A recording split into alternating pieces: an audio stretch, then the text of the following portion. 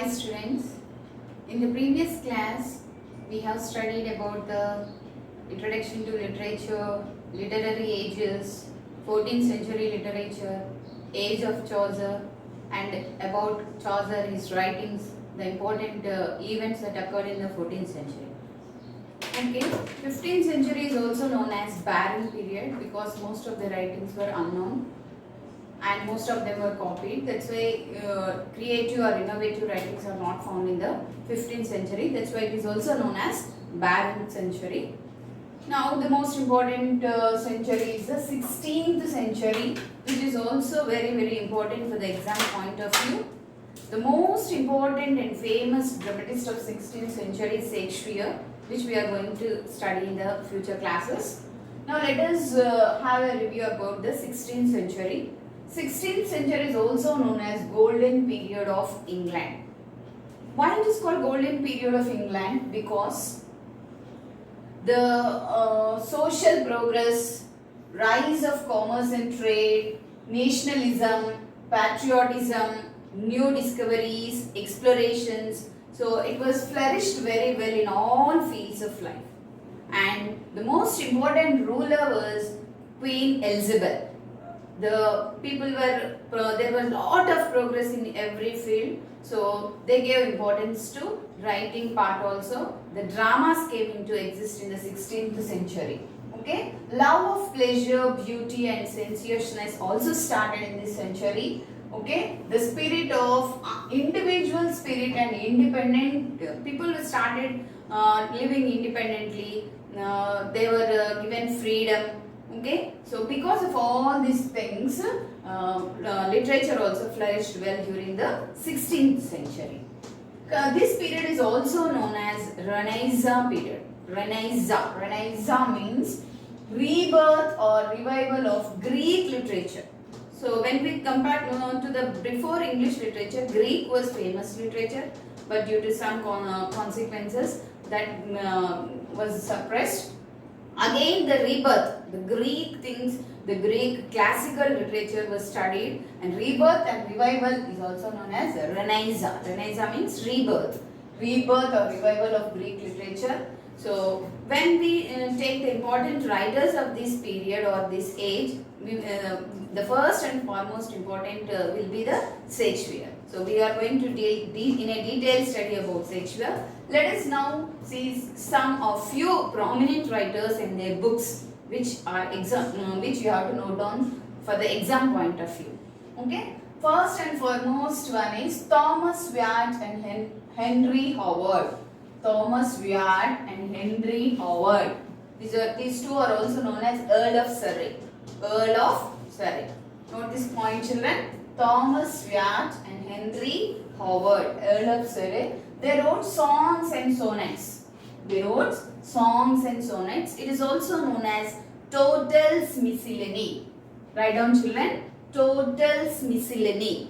Tottel's Miscellany, written in songs and sonnets. It's also known as songs and sonnets. This is written by Thomas Wyatt and Henry Howard. Thomas Wyatt and Henry Howard. They are both of them are also known as Earl of Surrey. Earl of Surrey. Coming to the next poet, Sir Philip Sidney. The prominent writer was Sir Philip Sidney. He wrote Astrophel and Stella. Once again I am repeating, Astrophel and Stella. Astrophel and Stella. Arcadia. Arcadia. Apology for Poetry. These are the important works of Sir Philip Sidney. These are the contemporary writers of Shakespeare.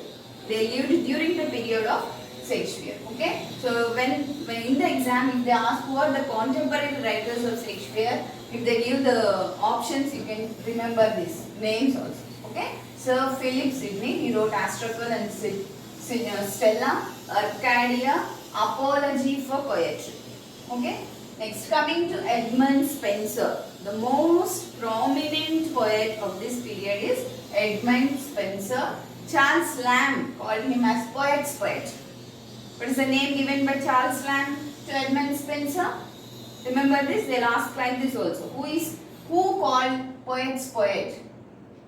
Okay, Edmund Spenser was called poet's poet by Charles Lamb. Charles Lamb called Edmund Spenser as poet's poet. Remember these poets. Because why he is called poet's poet? Because most of the poets after Edmund Spenser were inspired by Spenser. The poets, they first read Spenser's poetry, then they started writing the poetry. That's why he is referred as poet's poet. This is given by Charles Lamb. So the important writings of Edmund Spenser are the famous writings. Few famous writings are Amoretti, Epithalamion, Prothalamion, Astrophel, Fairy Queen, The Shepherd's Calendar. Once again I am repeating. They will ask you the names of these books that is written by Edmund Spenser.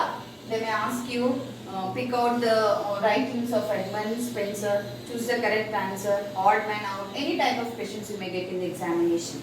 Okay? Amoretti, Epithalamion, Prothalamion, Astrophel, Fairy Queen, The Shepherd's Calendar.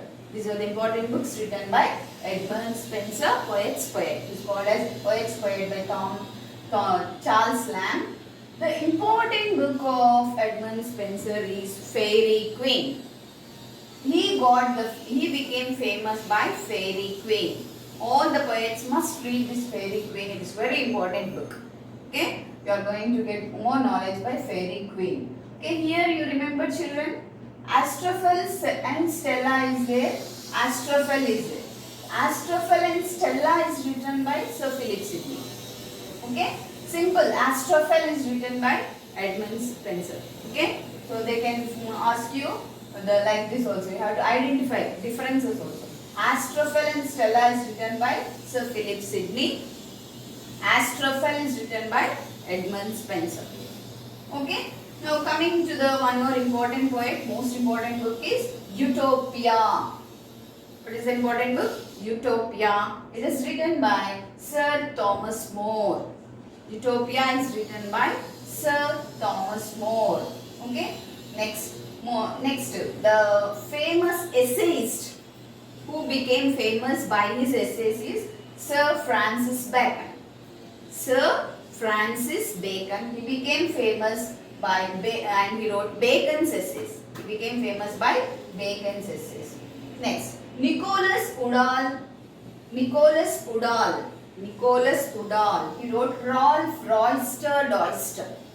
Rolf Royster Doyster. It is first English comedy. So when they ask the question, what is the first English comedy means, you should write Rolf Royster Doyster. Who wrote Rolf Royster Doyster? Nicholas Udall. So here 3 bits you are going to get. One bit is first English comedy. What is the first English comedy means? Rolf Royster Doyster. Who wrote Rolf Royster Doyster? Nicholas Udall. Nicholas Udall. Next, Gammer Gurton's Needle. Gammer Gurton's Needle. It is the second English comedy. Okay. What is the second English comedy? Gammer Gurton wrote Needle. Gammer Gurton's Needle. Coming to the tragedy. The first tragedy. Coming to the tragedy, it is written by Thomas Sackville and Thomas Norton. Thomas Sackville and Thomas Norton. The name of that is Gorboduc. Gorboduc. It is also, the other name of Gorboduc is Ferrex Porrex. The other name of Gorboduc is Ferrex Porrex. It is a complete tragedy. First complete tragedy. They may ask you the question like this. What is the first complete tragedy means? You must answer as Gorboduc. G-O-R-B-O-D-U-C. Gorboduc. What is the other name of Gorboduc is another point. It is Ferrex Porrex. Ferrex Porrex is other point. Name of Gorboduc. It is written by Thomas Sackville and Thomas Norton. Thomas Sackville and Thomas Norton. Okay. So these are the few writers. In the next classes I am going to deal few more writers.